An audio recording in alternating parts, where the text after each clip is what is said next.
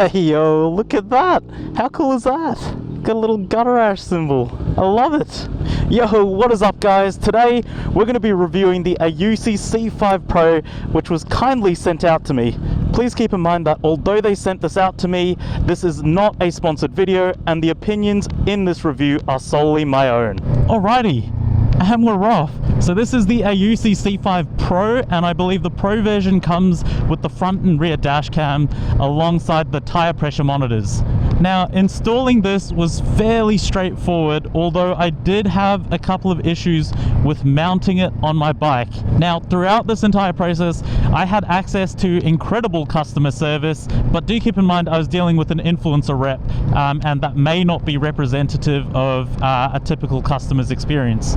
So the initial issue I ran into was that the C5 Pro came with the mounting hardware for a naked bike.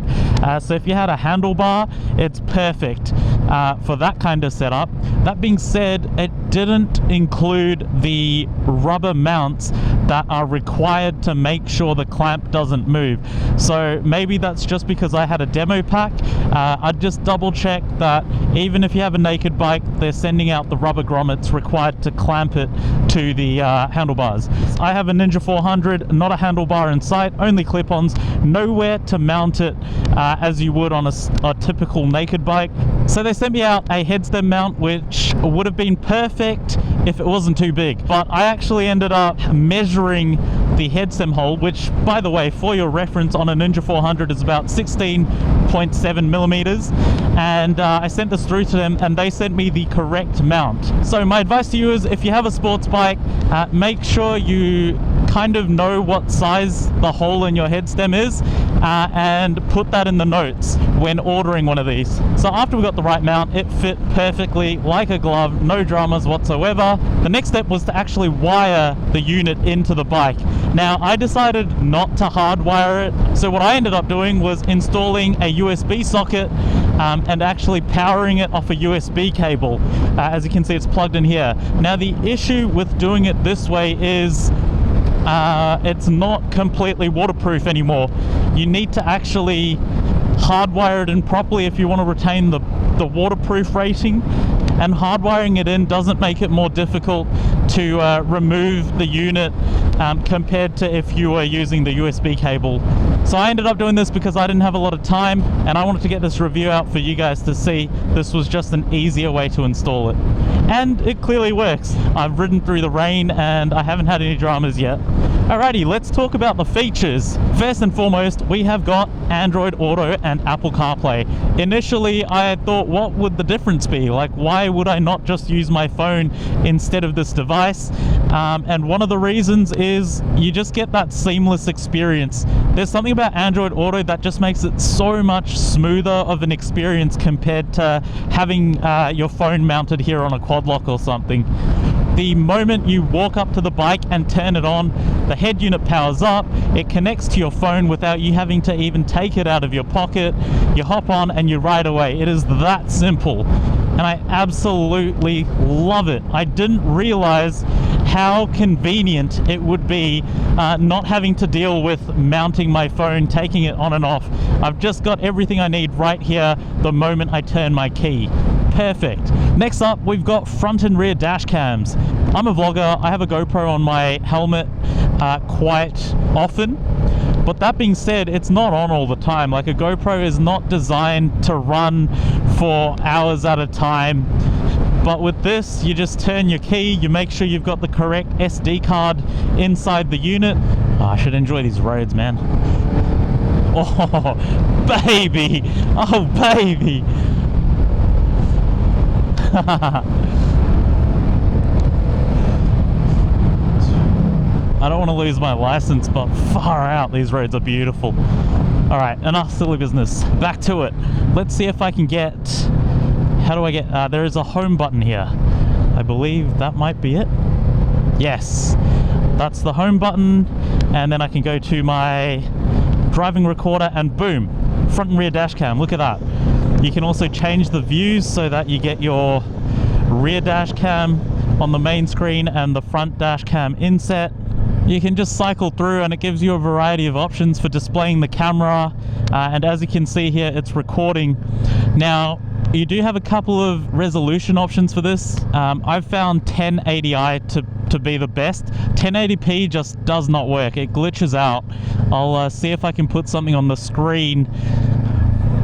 I don't want to play around too much while I'm focusing on riding, but yeah, as you can see, that is the dash cam constantly running the moment the bike turns on, and it's attached to the battery, which is constantly charging, so you don't have to worry about that, unlike using a GoPro or any other action cam. Now, another really neat feature is the fact that it can monitor your tire pressure and temps. That is so cool, man. And to be honest, I was a doubter. I was not expecting it to be accurate, but watch this. Alrighty, let's see what my tire pressures are before we put any air in it. So as you can see, we've got 25 psi in the front and 32 in the rear, and the temperature is 32 degrees and 29 degrees, which is pretty neat that it records that if it is accurate.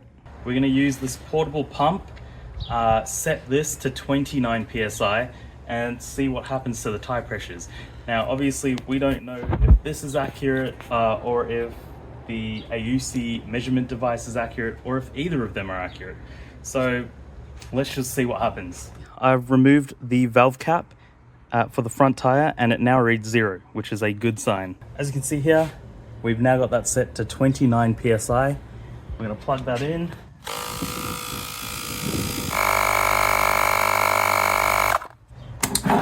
Okay, that was fairly smooth. Let's see what this is reading. 29 psi. Look at that. That's actually really cool. So now we know that both of these devices have said 29. I'm inclined to believe that. That is a good result. Let's do that for the rear and see what happens. So currently it's sitting at 30. Let's set it to 31. Actually, let's go for 33.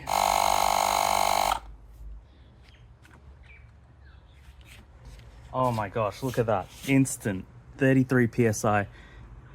Yeah, look at that.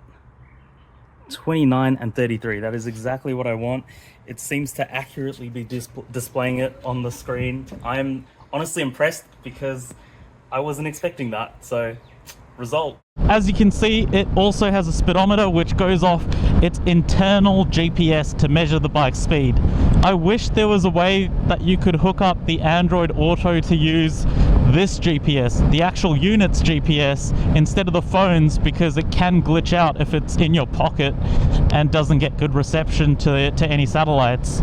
Android Auto is just so much better than a standard phone for when you're driving or riding.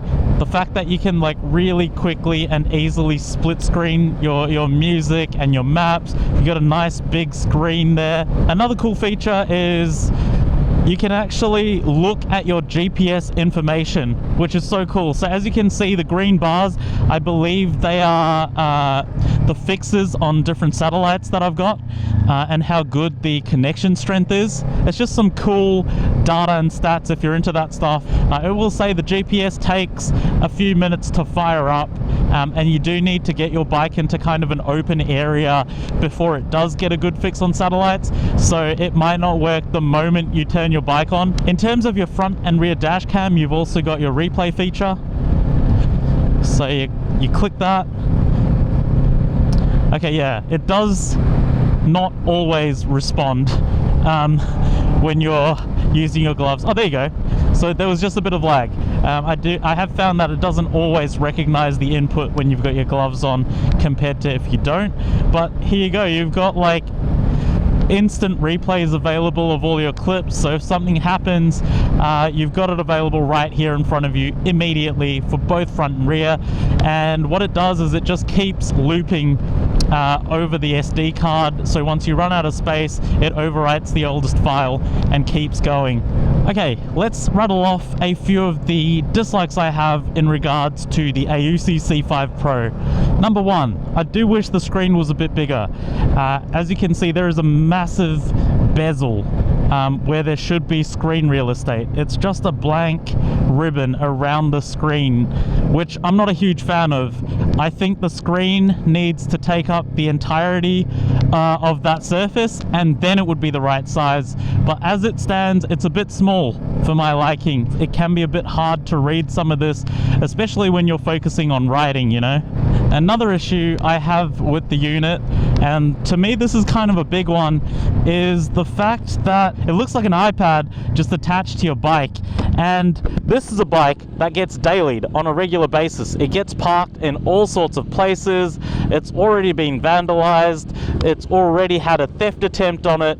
And yes, it was actually a miracle that it wasn't damaged in that theft attempt.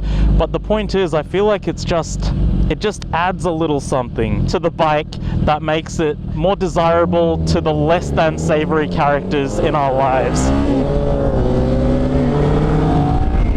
I think it's perfect if you're a weekend warrior like my dad.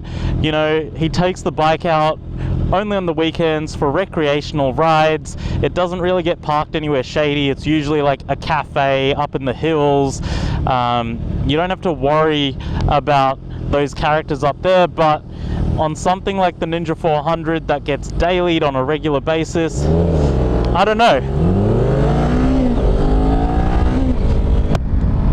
It's definitely a concern. Honestly, that was my biggest gripe about this head unit. Let's move on to things I love about the Aoocci C5 Pro.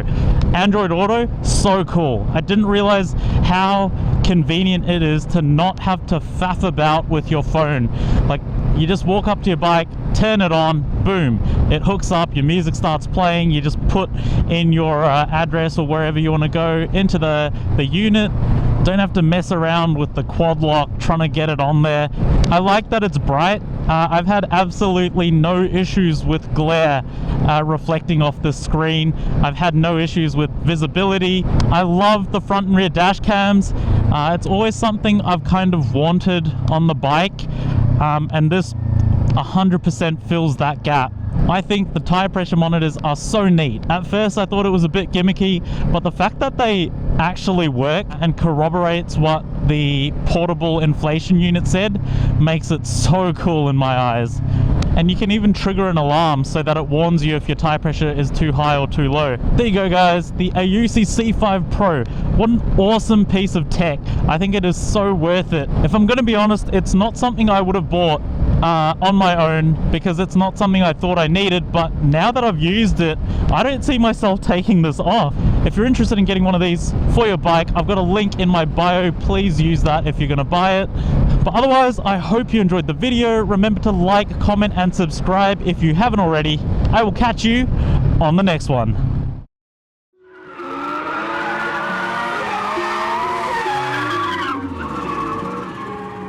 You say you've got them guns, but I've never seen you bang. You say you've got them drugs, but I've never seen you slang.